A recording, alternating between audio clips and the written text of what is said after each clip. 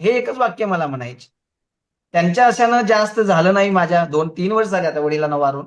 पण त्यांचं एक वाक्य मला नेहमी आवडायचं, की "तू करू शकतो. तू अशक्य कोणतीच गोष्ट नाहीये." आणि त्या एका वाक्यामुळे मित्रांनो एवढी एनर्जी यायची, की खरंच माझ्या बापाला माझ्यावर विश्वास आहे. मग जगामध्ये बाकीच्या गोष्टीची काय गरज आहे मला? ज्यानं मला जन्म दिला, तो व्यक्ती माझ्या कॅपॅसिटीवर जर मित्रांनो 100% खात्री आहे त्याला मी करू शकतो. मग जगाचं मला काय विचारायची गरज आहे? मी एवढाच विचार करतो बघा आज सुद्धा वडील सोबत नाहीयेत.